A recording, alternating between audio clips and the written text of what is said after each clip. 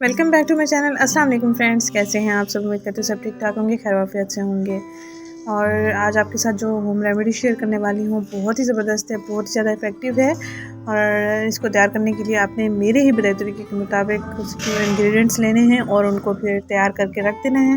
रोज़ाना रात को सोने से पहले अपने पाँव पर लगाना है। पाँव को खूबसूरत बनाने के लिए, पाँव पर जूतों के निशानात को ख़त्म करने के लिए, सन टैनिंग को रिमूव करने के लिए आपके साथ जो टिप शेयर करने जा रही हूँ वो ये है। लेमन जूस लेना है आपने, 3 अदद लीमू ले लें, उनका आपने रस निकाल लेना है और फिर मैंने छान लिया है प्याली में, ये देख सकते हैं बिल्कुल क्लियर सा है। और ऑलिव ऑयल लेना है 2 चम्मच। ये शीशी में ऑलिव ऑयल 2 चम्मच के करीब रखा हुआ है और पंसार की दुकान से मैंने ऑलिव ऑयल लिया है।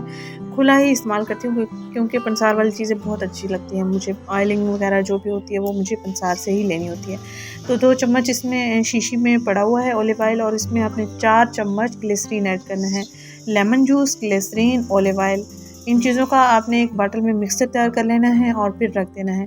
सिर्फ़ और सिर्फ 10 दिन ही इस्तेमाल करके देखें, इंशाल्लाह आपके पाँव पर जो काले निशानात हैं या सर्दियों में उंगलियां सूज जाती हैं, उंगलियों पर निशानात बन जाते हैं, निशानात रह जाते हैं और उंगलियों का कलर बिल्कुल काला हो जाता है, तो आप अपने पाँव का कलर निखार सकते हैं, पाँव को हील कर सकते हैं। अगर आपकी एड़ियाँ फटी हुई हैं तो ये ज़बरदस्त सी होम रेमेडी है। इसको आपने तैयार करके रख देना है। तकरीबन 10 दिन तक का आपके लिए ये हो जाएगा और अगले 10 दिन के लिए फिर आपने एक और इस तरह का ऑयल तैयार करना है और फिर रोज़ाना रात को सोने से पहले अपने पाँव पर लगा लेना है। इंशाल्लाह ताला 10 दिन के अंदर अंदर आपको काफ़ी फ़र्क नज़र आएगा और ईद से पहले पहले आप अपनी रंगत जो है पाँव की निखार सकते हैं और कोई भी बाज़ार का सैंडल लेकर आप पहन सकते हैं।